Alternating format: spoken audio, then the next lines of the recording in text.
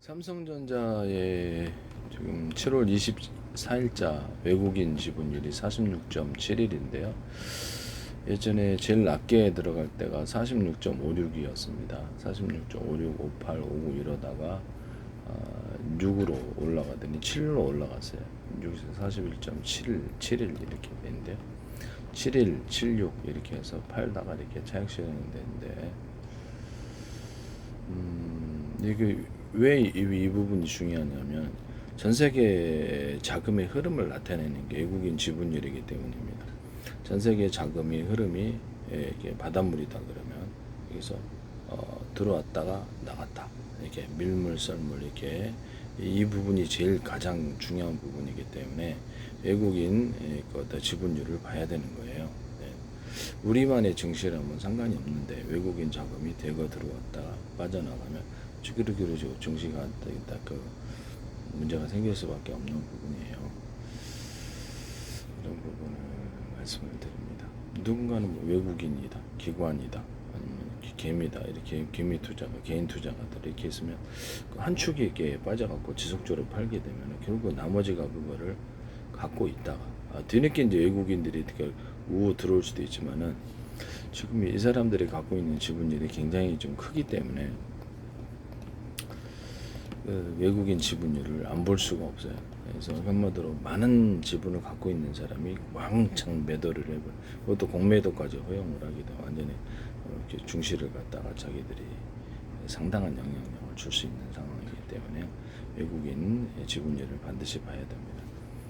외국인 지분율이 일시적으로 5까지 46.5대까지 내려갔다가 지금 7로 올라갔기 때문에 이 부분을 반도체가 금방 그렇게 망할 거라고 생각하지는 않습니다. 정신 메모리가 나타나있다 할지라도 전체 메모리 시장이 굉장히 커질 거고 제 기술이 나타나면 아무래도 조금 영향이 없을 수가 없다라는 것이죠. 네네네.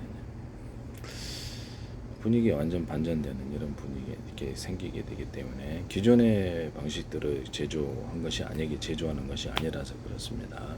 조그만 공장에서도 제조가 가능하기 때문에 이 방식은 그래서 이 부분이 큰 차이를 보인다. 어쨌든 지금 당장으로서는 지금 기술로는 창신 메모리 나타났고 그래서 TSMC가 저게 디램이 한 발 디뎠고 그래서 뭐 이렇게 어떤 참여자가 있다 할지라도 당장 공장 확충이 문제이기 때문에 공장은 2028년도부터 본격적으로 이게 확충이 될 것이나 그래도 전체 디램이라든지 반도체에 필요할 수요는 못 미치리라고 생각하고 있습니다. 그래서 2028년도까지도 전혀 문제가 없을 것으로 보이나 지분율이 예전에 스마트폰 무너졌던 것처럼 스마트폰 지금 삼성전자만 남아있죠. 그렇기 때문에 이 부분이 문제가 있거나 아니면 새로운 형태의 반도체 설계 기술이 나오게 되면은 기존의 구형 구슬을 가격에 있어서도 상대가 좀 안 될 것으로 생각하고 있어요. 그래서 기존의 구형 기술들이 조금 대출되면 이게 이제 근본적으로 이것도 이제 미국의 문제, 미국의 금융 위기를 일으킬 수 있는 뇌관이 될 수도 있다는 것이죠. 인도라든지 전 세계 반도체 설계 인력이 20%를 공급을 하는데 왜 그들은 제주 반도체처럼 설계해가지고 이렇게 외주 공장을 줘가지고도 잘 안 할까 생각을 해보세요. 좀 이상하지 않나요? 그래서 이상한 부분인데 전 세계 사우디, 중동도 그렇고 브라질도 그렇고 전 세계 각국들은요 제주 반도체처럼 설계 인력만 갖고 또는 소수의 설계 인력을 갖고 디자인 하우스에 맡겨도 되거든요. 대신 디자인 설계를 대신해 주는 업체들에게 맡겨가지고 외주 생산까지 맡기면 되는. 그래서 한번 설계를 한 것은 계속적으로 그 설계들을 자기들의 의사를 반영할 수 있어요. 설계 인력을 가지고 디자인 하우스 맡겨도 그렇게 해서도 전 세계가 반도체에 진입을 할 수가 있는데 자기 직접 생산 안 했는데 이거를 지금 뚜렷이 안 하고 있단 말이에요. 유럽도 할 수 있죠. 이게 되게 이상한 부분이라는 것이죠. 미국 정치권에서 이 부분에 대해서 전혀 모르고 반도체에 대해서 좀 모르기 때문에 아마 그런 것 같은데요. 제가 보기엔 이건 되게 이상한 거예요. 네네. 옛날에 저기 기름골을 이렇게 스페인에서 길렀으면서 바이오연료를 전 세계에서 길르면 이게 바이오연료가 나와야 하는 부분이 부분도 안 하고 금속 칼슘을 중국이 수출을 하면서도 그 물에만 넣으면 곧바로 이렇게 수소를 생산할 수 있거든요. 공정도 간단하고 전 세계에서 생산할 수 있는 단가는 되게 낮아질 텐데 이 부분도 뚜렷이 그다음에 석계석으로 이산화탄소 해가지고 인공석유를 생산할 수 있는데 이 부분도 좀 이상한 부분이고 그래서 그렇습니다.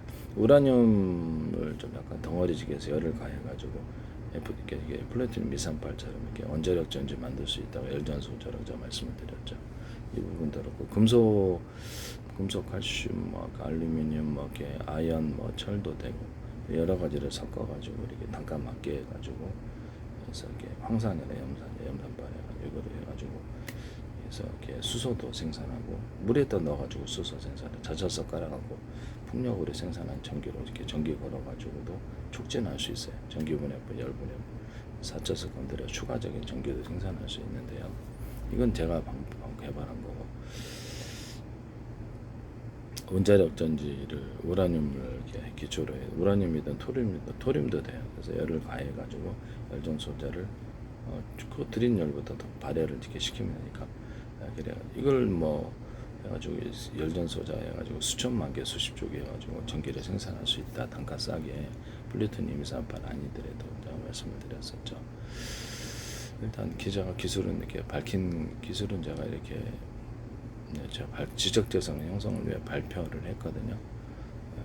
근데 이거를 과연 이 사람들이 몰랐을까라는 생각이 좀 듭니다. 솔직히 얘기를 하면 이게 이제 어떻게 보면 기초 지식인데 기초 지식이라도 남들이 발견 못한 걸 내가 이렇게 발표는 했습니다만은 되게 이상한 부분이다라는 것이죠. 네네.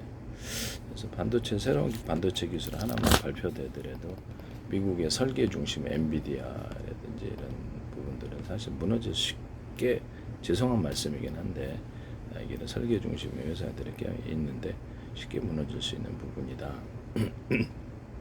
구형 기술에 해당하기 때문에 위험성을 되게 간과하고 있다고 말씀. 이게 이제 미국 금융붕괴의 시작일지도 모르죠.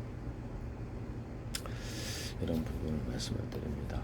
제 거를 반드시 사셔야 되는데 국가통화로 이렇게 미국 달러를 전환하고 제 거를 사셔야 두 가지가 이루어 국가통화 전환하더라도 기술 확보가 되지 않는다면 이게 사실 미국의 금융붕괴를 촉진할 수 있다라고 말씀을 드립니다.